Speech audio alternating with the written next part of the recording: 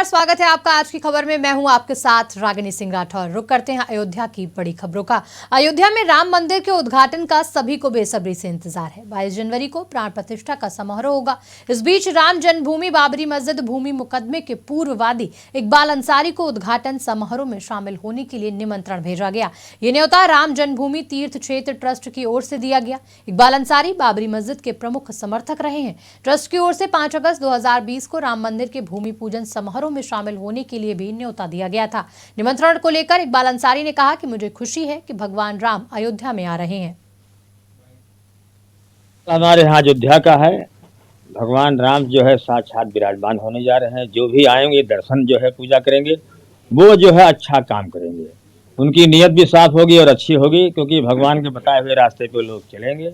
हमारी भी यही मन हमारा भी है कि लोग अपने धर्म के भी पक्के हों और सबके साथ अच्छा व्यवहार हो।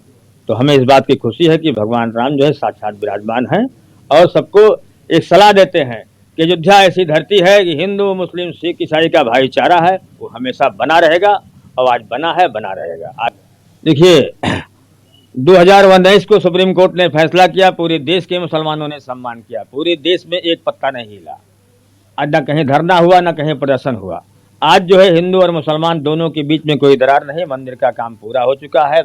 शुरुआत है। जय श्री राम के नारों के साथ अयोध्या से पहली Vande Bharat train cantt railway station से दिल्ली के लिए रवाना हुई। वहीं वंदे भारत ट्रेन की यात्री भी खुश नजर आए और पीएम मोदी की जमकर तारीफ की। 30 दिसंबर को प्रधानमंत्री नरेंद्र मोदी ने वंदे भारत ट्रेन को अयोध्या धाम रेलवे स्टेशन से हरी झंडी दिखाई थी। अपने निर्धारित समय से दिल्ली से अयोध्या लगभग 20 मिनट लेट पहुंची और लगभग 3:45 पर अयोध्या कैंट रेलवे स्टेशन से दिल्ली के लिए रवाना हुई। बता दें, ये ट्रेन अयोध्या कैंट से सुल्तानपुर वाया लखनऊ होते हुए आनंद विहार टर्मिनल दिल्ली जाएगी। बाराबंकी में रेलवे ट्रैक के दोहरीकरण के चलते 4 जनवरी से 6 जनवरी तक सुल्तानपुर होकर ट्रेन जाएगी और 7 जनवरी से 15 जनवरी तक ये ट्रेन निरस्त रहेगी और 16 जनवरी से ये ट्रेन अयोध्या कैंट से अपने निर्धारित समय से वाया लखनऊ दिल्ली आनंद विहार टर्मिनल के लिए रवाना होगी।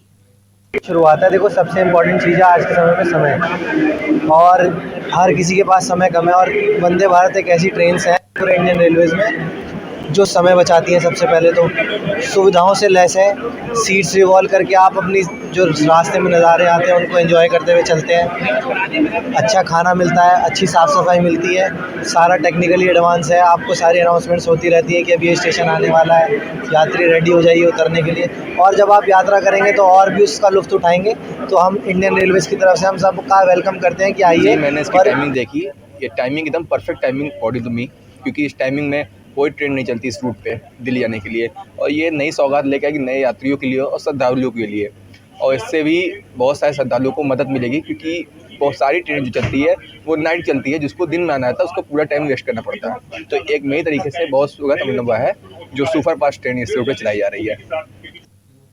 अयोध्या में भगवान राम के मंदिर की प्राण प्रतिष्ठा का समय जैसे जैसे नजदीक आ रहा है, वैसे ही राम भक्तों की आस्था और विश्वास देखते ही बन रहा है। रामनगरी अयोध्या में प्राण प्रतिष्ठा कार्यक्रम को लेकर जितना उत्साह है उतनी ही खुशी मां जानकी की नगरी जनकपुर में भी है। भारी यात्रा की शुरुआत जनकपुर धाम स्थित जानकी मंदिर से हुई है। मिथिला में बेटी के ससुराल में भार भेजने का रिवाज है और उसी परंपरा को निभाते हुए अयोध्या के लिए उपहार यात्रा निकाली गई। इस यात्रा को 6 जनवरी को अयोध्या पहुंचने की संभावना बताई जा रही है। केंद्रीय मंत्रिमंडल ने अयोध्या हवाई अड्डे को अंतर्राष्ट्रीय हवाई अड्डा घोषित करने और इसका नाम महर्षि वाल्मीकि अंतर्राष्ट्रीय हवाई अड्डा अयोध्या धाम रखने के प्रस्ताव को मंजूरी दे दी है। प्रधानमंत्री नरेंद्र मोदी की अध्यक्षता में यहां मंत्रिमंडल की बैठक में निर्णय लिया गया। मंत्रिमंडल ने माना कि अयोध्या की महत्व को समझने, विदेशी तीर्थयात्रियों और पर्यटकों के लिए दरवाजे खोलने के लिए अयोध्या हवाई अड्डे को अंतर्राष्ट्रीय दर्जा देना उचित है। अयोध्या के हवाई अड्डे का नाम महर्षि वाल्मीकि अंतर्राष्ट्रीय हवाई अड्डा अयोध्या धाम रखा गया है। इसके माध्यम से महर्षि वाल्मीकि को श्रद्धांजलि भी दी गई है, जिन्होंने रामायण महाकाव्य की रचना की थी। इस प्रकार से हवाई अड्डे की पहचान में एक सांस्कृतिक स्पर्श भी जुड़ गया है।